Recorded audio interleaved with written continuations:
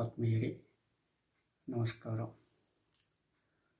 ಮೋಕ್ಷ ಮೀಡಿಯಾಕ್ಕೆ ಸ್ವಾಗತ. ನಾನು ಮೋಕ್ಷ ಹಿರೇಮಠ್. ಭಾರತದಲ್ಲಿ ರುದ್ರಾಕ್ಷಿ ಎಲ್ಲರಿಗೂ ಗೊತ್ತಿರತಕ್ಕಂಥ ಒಂದು ಜಪಮಾಲೆ. ರುದ್ರಾಕ್ಷಿಗೆ ತನ್ನದೇ ಆದ ಮಹತ್ವವಿದೆ.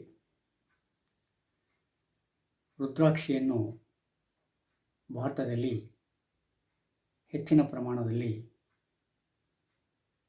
ಪಡೆಯಲಾಗುತ್ತಿದೆ. ಎಷ್ಟೋ ಸಲ ನಾವು ರುದ್ರಾಕ್ಷಿಯನ್ನು ಉಪಯೋಗಿಸ್ತೇವೆ, ಆದರೆ ಅದರ ಉತ್ಪತ್ತಿ ಹೇಗೆ, ಯಾವ ರೀತಿ ಅದನ್ನು ಉತ್ಪಾದಿಸಲಾಗ್ತಾ ಇದೆ ಎನ್ನುವುದು ಎಷ್ಟೋ ಜನಕ್ಕೆ ಸಾಮಾನ್ಯವಾಗಿ ಗೊತ್ತಿರುವುದಿಲ್ಲ. ಗೊತ್ತಿದ್ದರೂ ಕೂಡ ಕೆಲವು ಸಲ ಗೊಂದಲದಲ್ಲಿ ಬೀಳ್ತಾರೆ. ಅದೇನು ಮಣಿಯೋ, ಶಿಲೆಯೋ, ಕಾಷ್ಟನೋ ಇತ್ಯಾದಿ ಗೊಂದಲಗಳು ನಮ್ಮನ್ನು ಕಾಡ್ತಾ ಇರ್ತವೆ. ಈ ಪಾವಿತ್ರ್ಯತೆಯನ್ನು ಪಡೆದುಕೊಂಡಿರ್ತಕ್ಕಂಥ ರುದ್ರಾಕ್ಷಿಯ ಬಗ್ಗೆ ನಮಗೆ ಧಾರ್ಮಿಕ ಮತ್ತು ಪಾವಿತ್ರ್ಯ ಭಾವನೆಯನ್ನು ಬಿಟ್ಟು ಬೇರೆ ವಿಷಯಗಳು ಸ್ವಲ್ಪ ಕಡಿಮೆಯೇ ಗೊತ್ತಾಗಿರುತ್ತೆ. ವಿಶೇಷವಾಗಿ ಅದರ ಉತ್ಪಾದಕತೆಯ ಬಗ್ಗೆ ನಮಗೆ ಅಷ್ಟೇನೂ ಗೊತ್ತಿರುವುದಿಲ್ಲ. ಮಾನ್ಯರೇ, ಲೈಕ್ ಮಾಡಿ, ಶೇರ್ ಮಾಡಿ, ಸಬ್ಸ್ಕ್ರೈಬ್ ಆಗಿ. ರುದ್ರಾಕ್ಷಿ ಒಂದು ಪವಿತ್ರವಾದ ಧಾರ್ಮಿಕ ವಸ್ತು. ಎಷ್ಟೋ ಸಲ ರುದ್ರಾಕ್ಷಿಯನ್ನು ನಾವು ಆತ್ಮೀಯ ಭಾವನೆಯಿಂದ, ಪಾವಿತ್ರ್ಯ ಭಾವನೆಯಿಂದ ಉಪಯೋಗಿಸ್ತೇವೆ. ರುದ್ರಾಕ್ಷಿಯನ್ನು ಸಾಮಾನ್ಯವಾಗಿ ಧಾರ್ಮಿಕ ಭಾವನೆಗಳ ಹಿನ್ನೆಲೆಯಲ್ಲಿ ಉಪಯೋಗಿಸ್ತೀವಿ. ಕೆಲವರು ಅದನ್ನು ಇತ್ತೀಚೆಗೆ ಅಲಂಕಾರಿಕವಾಗಿ ಕೂಡ ಉಪಯೋಗ ಮಾಡ್ತಾರೆ. ಆದರೆ ರುದ್ರಾಕ್ಷಿ ಭಾರತೀಯ ಭಾವನೆಗಳಲ್ಲಿ ಪಾವಿತ್ರ್ಯ ಭಾವನೆಯನ್ನು, ಧಾರ್ಮಿಕ ಭಾವನೆಯನ್ನು ಪಡೆದುಕೊಂಡಿದೆ. ಇಂಥ ರುದ್ರಾಕ್ಷಿ ಹೇಗೆ ಉತ್ಪಾದಿತವಾಗ್ತಾ ಇದೆ ಅನ್ನೋದಕ್ಕೆ ನಮಗೆ ಕೆಲವು ಗೊಂದಲಗಳಿದೆ. ಅಂದರೆ ನಾವು ತಿಳಿದುಕೊಂಡಿರ್ತಕ್ಕಂಥ ಪ್ರಚಲಿತ ವಿಷಯಗಳಲ್ಲಿ ಸ್ವಲ್ಪ ಗೊಂದಲ ಇದೆ. ಆ ರುದ್ರಾಕ್ಷಿ ಉತ್ಪತ್ತಿ ಬಗ್ಗೆ, ಅದರ ವೈಜ್ಞಾನಿಕ ಹಿನ್ನೆಲೆಯ ಬಗ್ಗೆ ಯಾವುದೇ ಗೊಂದಲಗಳಿಲ್ಲ. ಈ ರುದ್ರಾಕ್ಷಿಗೆ ಭೂಮಿಯ ಮೇಲೆ ಬರಲಿಕ್ಕೆ ಕೆಲವಾರು ದಂತಕಥೆಗಳಿವೆ. ಅದರಲ್ಲಿ ಸಾಮಾನ್ಯವಾಗಿ ಎಲ್ಲರೂ ನಂಬಿರ್ತಕ್ಕಂಥ ದಂತಕಥೆ ಅಂದರೆ, ಶಿವ ದುಷ್ಟರನ್ನು ಶಿಕ್ಷಿಸಿ ಶಿಷ್ಟರನ್ನು ರಕ್ಷಿಸ್ತಾನೆ. ಅವನಿಗೆ ಬಹಳ ಶಿಷ್ಟರನ್ನು ರಕ್ಷಿಸಿದಾಗ ಆನಂದ ಉಂಟಾಗುತ್ತದೆ. ಆ ಆನಂದದ ಬಾಷ್ಪಗಳು ಭೂಮಿಯ ಮೇಲೆ ಬಿದ್ದು ಅದು ರುದ್ರಾಕ್ಷಿಯಾಗಿ ಅವತರಿಸ್ತದೆ ಅಂತಕ್ಕಂಥ ಭಾವನೆ ಎಲ್ಲರಿಗೂ ಸಾಮಾನ್ಯವಾಗಿ ಇದೆ. ಅದು ನಾವು ಬಂದಿರತಕ್ಕಂಥ ಒಂದು ಪ್ರತೀತಿ ಕೂಡ ಹೌದು. ಏನೇ ಆಗಲಿ, ಅಲ್ಲಿ ಒಂದು ಸಂದೇಶ ಇದೆ. ಶಿವ ದುಷ್ಟ ಶಿಕ್ಷಕ, ಶಿಷ್ಟ ರಕ್ಷಕ. ಅದು ಒಪ್ಕೊಳ್ಬೇಕಾದ ಮಾತನೇ.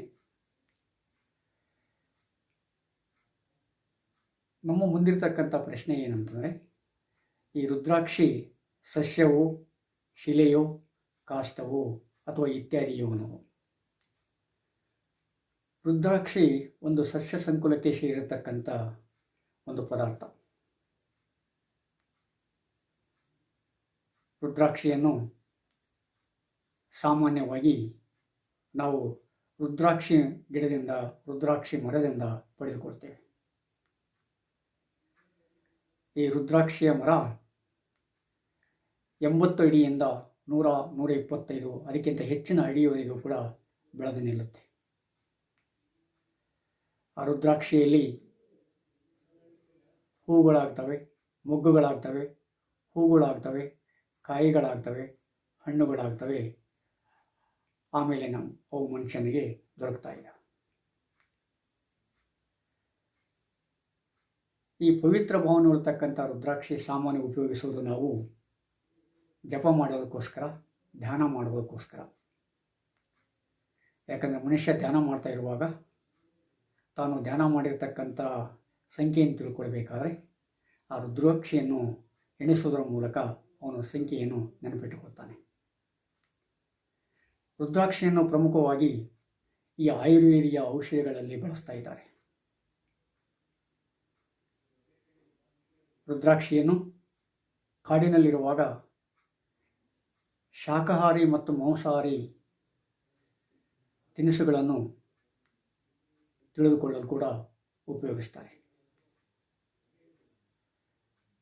ಆದ ಕಾರಣ ರುದ್ರಾಕ್ಷಿಗೆ ಒಂದು ಪವಿತ್ರ ಭಾವನೆ ಇದೆ, ಒಂದು ಪಾವಿತ್ರ್ಯತೆ ಇದೆ. ಇಂಥ ರುದ್ರಾಕ್ಷಿ ಸಸ್ಯ ಸಂಕುಲಕ್ಕೆ ಸೇರಿದ್ದು. ರುದ್ರಾಕ್ಷಿಯು ಈಲಿಯೋ ಕಾರ್ಪೋನಿಯಾ ಸಸ್ಯವರ್ಗಕ್ಕೆ ಸೇರಿರ್ತಕ್ಕಂಥ ಸಸ್ಯ. ಈ ಈಲಿಯೋ ಕಾರ್ಪೇಸಿಯೋ ಸಸ್ಯವರ್ಗದಲ್ಲಿ ಸಾಮಾನ್ಯವಾಗಿ 365 ಪಂಗಡಗಳಿವೆ. ಆ 365 ಪಂಗಡಗಳಲ್ಲಿ 175 ಪ್ರಭೇದಗಳನ್ನು, ಪಂಗಡ ಅನ್ನೋದಕ್ಕಿಂತ ಪ್ರಭೇದ ಅಂತ ಹೇಳೋದು ಚೆನ್ನಾಗುತ್ತೆ, 175 ಪ್ರಭೇದಗಳನ್ನು ನಾವು ಏಷ್ಯಾ ಖಂಡದಲ್ಲಿ ಬೆಳೀತಾ ಇದ್ದೇವೆ. ಅವುಗಳಲ್ಲಿ 25ರಿಂದ 30 ಪ್ರಭೇದಗಳು ಭಾರತದಲ್ಲಿ ದೊರಕ್ತಾ ಇದ್ದಾವೆ. ಭಾರತದಲ್ಲಿ ವಿಶೇಷವಾಗಿ ಹಿಮಾಲಯ ಮತ್ತು ಹಿಮಾಲಯ ಗಡಿಗೊಂಡಿರುವ ನೇಪಾಳ ಮತ್ತು ಇನ್ನಿತರ ಸ್ಥಳಗಳಲ್ಲಿ ಈ ರುದ್ರಾಕ್ಷಿಯನ್ನು ಬೆಳೀತಾ ಇದ್ದೇವೆ. ಭಾರತವನ್ನು ಬಿಟ್ಟು ನ್ಯೂಜಿಲೆಂಡ್, ಜಪಾನ್, ಆಸ್ಟ್ರೇಲಿಯಾ ಮತ್ತು ಇನ್ನಿತರ ದೇಶಗಳಲ್ಲಿ ಕೂಡ ರುದ್ರಾಕ್ಷಿಯನ್ನು ಉತ್ಪಾದಿಸಲಾಗ್ತಾ ಇದೆ, ರುದ್ರಾಕ್ಷಿಯನ್ನು ಬೆಳೆಯಲಾಗ್ತಾ ಇದೆ. ಆದರೆ ವಿಶೇಷವಾಗಿ ರುದ್ರಾಕ್ಷಿಯನ್ನು ಭಾರತದಲ್ಲಿ ಹೆಚ್ಚಾಗಿ ಬೆಳೀತಾರೆ. ಹೀಗಾಗಿ ಭಾರತವು ರುದ್ರಾಕ್ಷಿಯ ತಾಯಿ ಬೇರು ಅಂತ ಹೇಳ್ಬೋದು. ಈ ರುದ್ರಾಕ್ಷಿಯ ಗಿಡದ ಟೊಂಗೆಗಳನ್ನು ಕತ್ತರಿಸಿ ಅದನ್ನು ಬೇರೆ ತಲ್ಲಿ ನೆಟ್ಟು ಪೋಷಣೆ ಮಾಡಿದರೆ ಅದು ರುದ್ರಾಕ್ಷಿ ಗಿಡವಾಗುತ್ತೆ. ರುದ್ರಾಕ್ಷಿಯ ಬೀಜದಿಂದ ಆಗುತ್ತೋ ಇಲ್ಲೋ ಕೆಲವರಿಗೆ ಇನ್ನೂ ಕೂಡ ಅದರ ಬಗ್ಗೆ ಗೊಂದಲಗಳಿದ್ದಾವೆ. ಆದರೆ ರುದ್ರಾಕ್ಷಿ ಮರದಲ್ಲಿರ್ತಕ್ಕಂಥ ಒಂದು ಟೊಂಗೆಯನ್ನು ಕತ್ತರಿಸಿ ಅದನ್ನು ಬೇರೆ ಕಡೆ ನೆಟ್ಟಾಗ ರುದ್ರಾಕ್ಷಿ ಮರವಾಗಿ ಬೆಳೀತಾ ಇದೆ ಅನ್ನೋದು ನಿರ್ವಿವಾದ. ಈ ರುದ್ರಾಕ್ಷಿಯ ಪ್ರಭೇದ, ಭಾರತದಲ್ಲಿರ್ತಕ್ಕಂಥ ಪ್ರಭೇದದ ಹೆಸರು ಈಲಿಯೋಕಾರ್ಪಸ್ ಗ್ಯಾನಿಟ್ರಾಸ್ ಅಂತೇಳಿ. ಈ ಪ್ರಭೇದ ಭಾರತದಲ್ಲಿ ಹೆಚ್ಚು ಪ್ರಚಲಿತದಲ್ಲಿದೆ. ರುದ್ರಾಕ್ಷಿ ಗಿಡವಾಗಿ, ಮರವಾಗಿ, ಮೊಗ್ಗಾಗಿ, ಹೂವಾಗಿ, ಕಾಯಿಯಾಗಿ, ಹಣ್ಣಾಗಿ ಭೂಮಿಗೆ ಉದುರ್ತಾ ಇದೆ. ಆದರೆ ಬೇರೆ ಗಿಡಗಳು ಹಣ್ಣಾಗಿ ಉದುರೋದಕ್ಕೂ ರುದ್ರಾಕ್ಷಿಗಳು ಹಣ್ಣಾಗಿ ಉದುರೋದಕ್ಕೂ ಸ್ವಲ್ಪ ವ್ಯತ್ಯಾಸ ಇದೆ. ಸಾಮಾನ್ಯವಾಗಿ ಬೇರೆ ಮರಗಳು ಹಣ್ಣುಗಳನ್ನು ಕೊಡ್ತಾ ಇರುವಾಗ ಅವು ಕೆಂಪು ಮಿಶ್ರಿತ ಹಳದಿ ಅಥವಾ ಹಳದಿ ಮಿಶ್ರಿತ ಕೆಂಪು ಬಣ್ಣಗಳನ್ನು ಒಳಗೊಂಡಿರ್ತವೆ. ಆದರೆ ರುದ್ರಾಕ್ಷಿ ವಿಶೇಷ ಇರದೆ ಈ ಬಣ್ಣದಲ್ಲಿ ಅಂತ. ರುದ್ರಾಕ್ಷಿ ಹೂವನ್ನು ಬಿಟ್ಟ ಮೇಲೆ, ಹಳದಿ ಹೂವನ್ನು ಬಿಟ್ಟ ಮೇಲೆ ನಂತರದಲ್ಲಿ ಅದು ಕಾಯಾಗಿ ಹಣ್ಣಾದಾಗ ನೀಲಿ ಬಣ್ಣ ಆಗುತ್ತೆ. ನೀಲಿ ಬಣ್ಣ ಆಗಿ ಅದರ ಋತುಮಾನಕ್ಕೆ ತಕ್ಕಂತೆ ಅದು ಭೂಮಿಗೆ ಬೀಳ್ತದೆ. ಆ ಭೂಮಿಗೆ ಬಿದ್ದಿರ್ತಕ್ಕಂಥ ನೀಲಿ ಕಾಯಿಗಳನ್ನು ತೆಗೆದುಕೊಂಡು ಅದನ್ನು ಒಡೆದರೆ ಒಳಗಿನ ಭಾಗ ಹಸಿರಿನಿಂದ ಕೂಡಿರ್ತದೆ. ಹಸಿರು ಬಣ್ಣವನ್ನು ಹೊಡೆದ್ರೆ ಅದರ ಒಳಗಿನ ಬೀಜ ಬರುತ್ತೆ, ಮಣಿ ಬರ್ತದೆ. ಅದು ಕಪ್ಪು ಬಣ್ಣದ್ದಾಗಿರ್ಬೋದು ಅಥವಾ ಬಿಳಿ ಬಣ್ಣದ್ದಾಗಿರ್ಬೋದು. ನಂತರ ಅದನ್ನು ಪ್ರಕ್ರಿಯೆಗೊಳಪಡಿಸಿ ಅದಕ್ಕೆ ಕಂದು ಬಣ್ಣ ಬರುವ ಹಾಗೆ ಮಾಡ್ತೀವಿ. ಅಂದರೆ ನೀಲಿಯಾಗಿರ್ತಕ್ಕಂಥ ಕಾಯಿಯನ್ನು, ನೀಲಿಯಾಗಿ ಹಣ್ಣಾಗಿರ್ತಕ್ಕಂಥವನ್ನು ಭೂಮಿಗೆ ಬಿದ್ದಾಗ ಅದನ್ನು ಒಡೆದು ಅದರಲ್ಲಿರ್ತಕ್ಕಂಥ ಹಸರನ್ನು ತೆಗೆದು ಒಳಗಿನ ಬೀಜವನ್ನು ತೆಗೆದು ಅದನ್ನು ಗಂಧದ ಎಣ್ಣೆಯಲ್ಲಿಯೋ ಅಥವಾ ಸಾಸಿವೆ ಎಣ್ಣೆಯಲ್ಲಿಯೋ ಕೆಲವು ದಿನಗಳವರೆಗೆ ಇಟ್ಟಾಗ ಅದು ಕಂದು ಬಣ್ಣಕ್ಕೆ ತಿರುಗ್ತಾ ಇದೆ. ಅದಕ್ಕೊಂದು ಮೆದುತ್ವ, ಒಂದು ತೇಜ ಬರ್ತಾ ಇದೆ. ಅಂದರೆ ಈ ಒಂದು ಪ್ರಕ್ರಿಯೆಯಲ್ಲಿ ರುದ್ರಾಕ್ಷಿಯ ಬಣ್ಣ ಕೂಡ ಬೇರೆ ಆಗ್ತಾ ಇದೆ. ಆದರೆ ಆ ನೀಲಿ ಬಣ್ಣ ಹೇಗೆ ಬರ್ತದೆ ಅನ್ನೋದಕ್ಕೆ ಕೆಲವು ವಿಜ್ಞಾನಿಗಳು ಎಸ್ಪೆಷಲಿ ಹೇಳ್ತಾ ಇದ್ದಾರೆ, ಅದು ಒಂದು ರಾಚನೀಯಕವಾದ ಕ್ರಿಯೆ ಅಂತೇಳಿ. ಸಾಮಾನ್ಯ ನೀಲಿಯಾಗಿ ಕಾಣುತ್ತೆ ನಮಗೆ, ಆದರೆ ಈ ಬಿಳಿಯ ಬಣ್ಣದಲ್ಲಿ 7 ಬಣ್ಣಗಳು ಹೇಗಿರ್ತವೋ, ಆಮೇಲೆ ಆಕಾಶ ನೀಲಿಯಾಗಿ ಹೇಗೆ ಕಾಣ್ತದೋ ಅದೇ ಒಂದು ತತ್ವವನ್ನು ಈ ರುದ್ರಾಕ್ಷಿಗೆ ಕೂಡ ಹೋಲಿಸ್ತಾರೆ. ರುದ್ರಾಕ್ಷಿ ಈ ಭೂಮಿಯ ಮೇಲಿರ್ತಕ್ಕಂಥ ಕಣಗಳು ನೀರಿನಲ್ಲಿ ಆವಿಯಾದಾಗ ಅಥವಾ ನೀರಿನಲ್ಲಿ ಆ ಕಡೆ ಈ ಕಡೆ ತೇಲ್ತಾ ಇರುವಾಗ ಆ ಪ್ರಕ್ರಿಯೆ ಆಕಾಶದ ಮೇಲೆ ಬಿದ್ದು ಆಕಾಶ ನೀಲಿ ಆಗಿ ಕಾಣ್ತಾ ಇದೆಯಲ್ಲ, ಹಾಗೆ ಈ ರುದ್ರಾಕ್ಷಿಯಲ್ಲಿರ್ತಕ್ಕಂಥ ಒಳಗಿನ ರಾಸಾಯನಿಕ ಕ್ರಿಯೆಯಿಂದ ಏನಾಗುತ್ತೆ, ಅದು ನಮಗೆ ನೀಲಿಯಾಗಿ ಕಾಣ್ತಾ ಇದೆ ಅನ್ನುವ ಮಾತನ್ನು ಫ್ಲೋರಿಡಾ ವಿಶ್ವವಿದ್ಯಾನಿಲಯದ ಡೇವಿಡ್ ಲೀ ಎನ್ನುವ ವಿಜ್ಞಾನಿ ಹೇಳ್ತಾ ಇದ್ದಾನೆ. ಅದನ್ನು ಎಷ್ಟೋ ಜನ ಒಪ್ಪಿಕೊಂಡು ಕೂಡ ಇದ್ದಾರೆ. ಒಂದು ರಾಸಾಯನಿಕ ಕ್ರಿಯೆಯಿಂದ ರುದ್ರಾಕ್ಷಿ ನಮಗೆ ನೀಲಿ ಬಣ್ಣವಾಗ್ತಾ ಇದೆ. ಅದು ರುದ್ರಾಕ್ಷಿಯ ಒಂದು ವಿಶೇಷತೆ. ಬರೀ ಅಷ್ಟಿದ್ರೆ ರುದ್ರಾಕ್ಷಿಯನ್ನು ಯಾರೂ ಅಷ್ಟು ಪರಿಗಣಿಸ್ತಾ ಇಲ್ಲಲ್ಲ, ಆದರೆ ಅದರಲ್ಲಿ ಒಂದು ಔಷಧೀಯ ಗುಣ ಇದೆ ಅಂತೇಳಿ ಕೆಲವರು ಬೇರೆ ಬೇರೆ ಗುಣಗಳನ್ನು ಆ ರುದ್ರಾಕ್ಷಿಗೆ ಆರೋಪ ಮಾಡ್ತಾರೆ. ಆದರೆ ರುದ್ರಾಕ್ಷಿಯ ಔಷಧೀಯ ಗುಣಗಳನ್ನು ಆಯುರ್ವೇದ ಎಷ್ಟೋ ವರ್ಷಗಳಿಂದ ಉಪಯೋಗ ಮಾಡ್ತಾ ಇದೆ. ವಿಶೇಷವಾಗಿ ರುದ್ರಾಕ್ಷಿಯನ್ನು ಈ ಜ್ವರ ಶಮನಕ್ಕೆ ಮತ್ತು ಅಸ್ತಮ ಶಮನಕ್ಕೆ ಉಪಯೋಗಿಸಲಾಗ್ತಾ ಇದೆ. ಅಂದರೆ ರುದ್ರಾಕ್ಷಿಯಿಂದ ತಯಾರು ಮಾಡಿರ್ತಕ್ಕಂಥ ವಸ್ತುವನ್ನು ಈ ಅಸ್ತಮ ರೋಗಿಗಳಿಗೆ ಅಥವಾ ಜ್ವರದಿಂದ ಬಳಲ್ತಕ್ಕಂಥ ವ್ಯಕ್ತಿಗಳಿಗೆ ಕೊಟ್ಟಾಗ ಜ್ವರ ಶಮನವಾಗುತ್ತೆ, ಅಸ್ತಮ ಕೂಡ ಶಮನವಾಗುತ್ತೆ. ಇನ್ನು ಅನೇಕ ಉಪಯೋಗಗಳು ಈ ರುದ್ರಾಕ್ಷಿಯಿಂದ ಆಗ್ತಾ ಇದ್ದಾವೆ. ಬಟ್ ಈ ಗುಣಗಳು ಇವು ಸಿದ್ಧಿತ ಗುಣಗಳು ಅಂತ ಹೇಳ್ಬೋದು. ಇಂಥ ಒಂದು ರುದ್ರಾಕ್ಷಿ ವಿಶೇಷವಾಗಿ ಭಾರತದಲ್ಲಿ ಬೆಳೀತಾ ಇದೆ. ಅದು ಹೆಚ್ಚಿನ ಪ್ರಮಾಣದಲ್ಲಿ ಬೆಳೀತಾ ಇದೆ.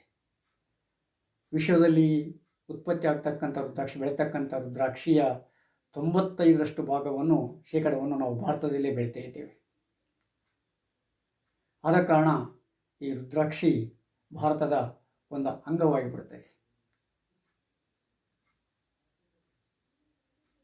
ಅದು ಒಂದು ಕಣ್ಣು ಭಾಳ ಮಹತ್ವಪೂರ್ಣವಾದ್ದು, ಒಳಗಣ್ಣನ್ನು ಕೊಡ್ತಕ್ಕಂಥದ್ದು, ಹೊರ ಜಗತ್ತನ್ನು ತೋರಿಸ್ತಕ್ಕಂಥದ್ದು, ಮನುಷ್ಯನ ಧ್ಯಾನಸ್ಥನಾಗಿ ಮಾಡ್ತಕ್ಕಂಥ ಒಂದು ಕ್ರಿಯೆ ಅದಕ್ಕಿದೆ.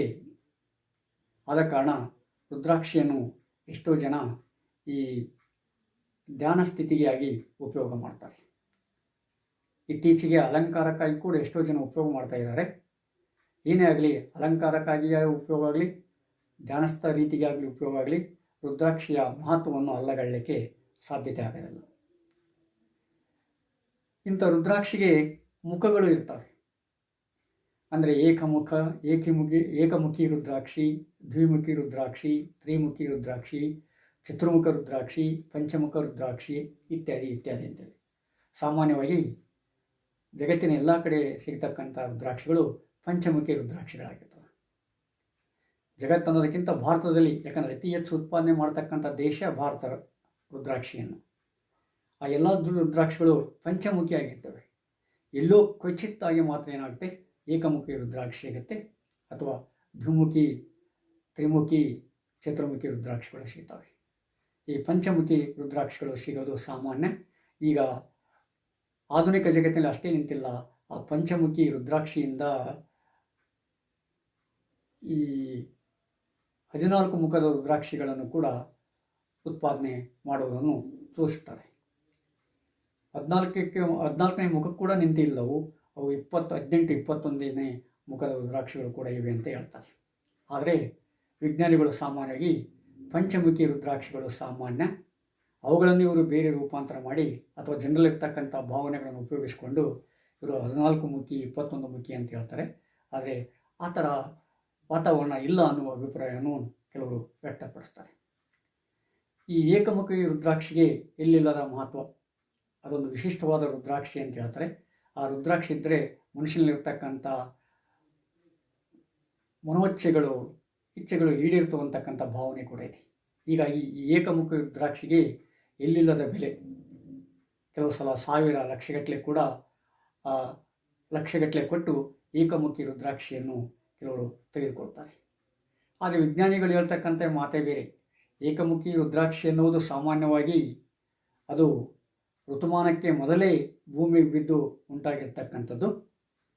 ಆದರೆ ಈ ಪಂಚಮುಖಿ ರುದ್ರಾಕ್ಷಿಗಳು ಋತುಮಾನಕ್ಕೆ ತಕ್ಕಂತೆ ಹಣ್ಣಾಗಿ ಭೂಮಿ ಬೀಳುತ್ತವೆ. ಆದರೆ ಏಕಮುಖಿ ರುದ್ರಾಕ್ಷಿಗಳಾಗಲಿ, ದ್ವಿಮುಖಿ ಮತ್ತು ತ್ರಿಮುಖಿ ರುದ್ರಾಕ್ಷಿಗಳಾಗಲಿ ಅವು ಋತುಮಾನಕ್ಕೆ ಮೊದಲೇ, ಅಂದರೆ ಪ್ರಬುದ್ಧವಾಗೋದಕ್ಕಿಂತ ಮೊದಲೇ ಭೂಮಿಗೆ ಬಿದ್ದು ಬಿಡ್ತವೆ. ಆ ರೀತಿ ಭೂಮಿ ಬಿದ್ದರಿಂದ ಅವಕ್ಕೆ ಒಂದು ವಿಶೇಷವಾದ ಅರ್ಥವನ್ನು ಕಟ್ಟಿ ಅದನ್ನು ಉಪಯೋಗ ಮಾಡ್ತಾ ಇದ್ದಾರೆ ಅನ್ನುವ ಮಾತನ್ನು ಹೇಳ್ತಾ ಇದ್ದಾರೆ. ಈ ರುದ್ರಾಕ್ಷಿಗಳನ್ನು ಹಣ್ಣಾಗಿ ಹೊರಗೆ ಬಂದ ಮೇಲೆ ಅದರ ನೀಲಿಯ ಭಾಗವನ್ನು ತೆಗೆದು ಹಸಿರು ಭಾಗವನ್ನು ಬೇರ್ಪಡಿಸಿ ಅದು ಮಾಡಿದ ಮೇಲೆ ಒಂದು ಸೂಜಿಯಿಂದ ಅಥವಾ ಪಿನ್ನಿಂದ ಅವಕ್ಕೆ ಲೈನ್ಗಳು ಇರ್ತಾವಲ್ಲ, ಆ ಗೆರೆಗಳನ್ನು ಎಳೆದು ಮುಖಗಳನ್ನು ಉಂಟು ಮಾಡ್ತಾರೆ. ಆ ಗೆರೆಗಳಿರ್ತವೆ, ಆ ಗೆರೆಗಳಿಗೆ ಸ್ಪಷ್ಟವಾಗಿ ಸೂಜಿಯಿಂದ ಎಳೆದು ಅಥವಾ ಪಿನ್ನಿಂದ ಎಳೆದು ಮುಖವನ್ನಾಗಿ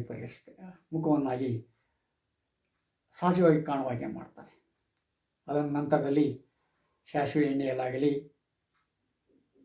ಅಥವಾ ಗಂಧದ ಎಣ್ಣೆಯಲ್ಲಾಗಲಿ ಇಟ್ಟು ಕೆಲವು ದಿನ ಅದನ್ನು ಆ ಎಣ್ಣೆಗಳಲ್ಲಿ ಹಾಕಿ ಅದನ್ನು ಪ್ರಕ್ರಿಯೆಗೊಳಪಡಿಸಿ ಈ ಕಂದು ಬಣ್ಣಕ್ಕೆ ತಿರುಗುವ ಹಾಗೆ ಮಾಡ್ತಾರೆ.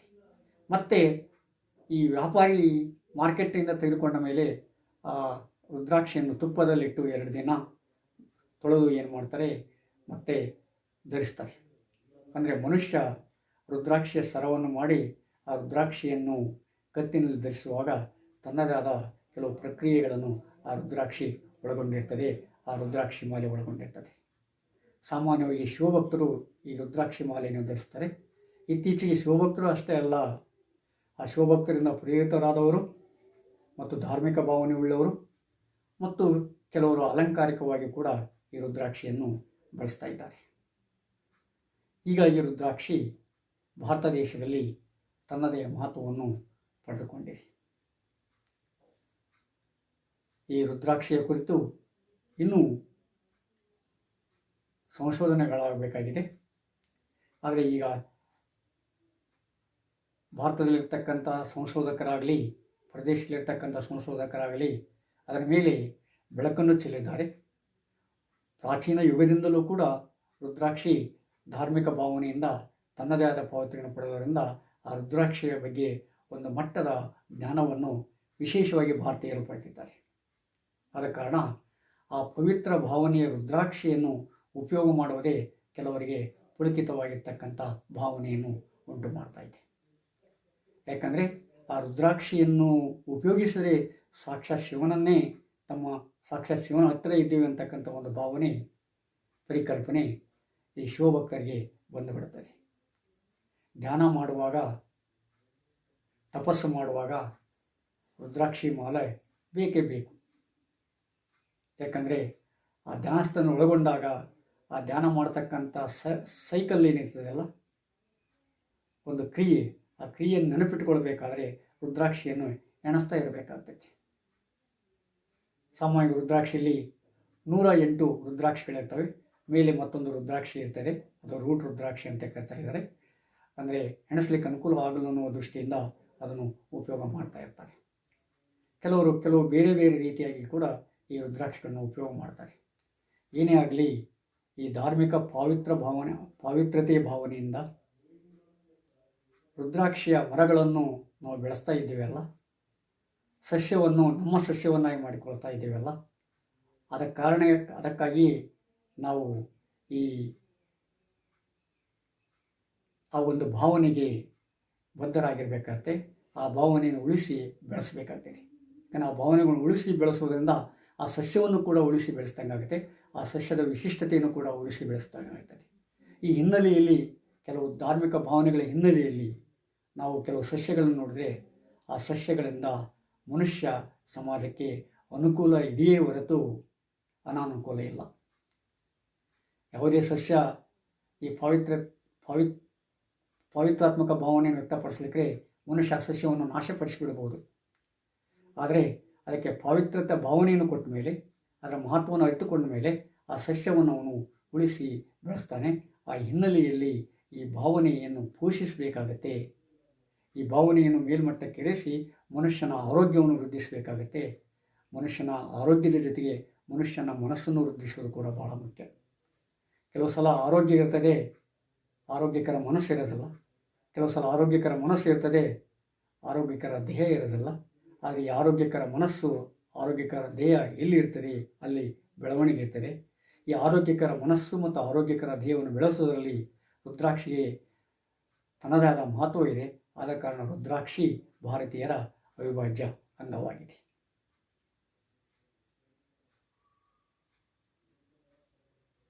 ಆತ್ಮೀಯರೇ, ಸಬ್ಸ್ಕ್ರೈಬ್ ಆಗಿ, ಶೇರ್ ಮಾಡಿ. ಮತ್ತೆ ಮುಂದಿನ ಕಥಾನಕದಲ್ಲಿ ಭೇಟಿಯಾಗೋಣ. ನಮಸ್ಕಾರ.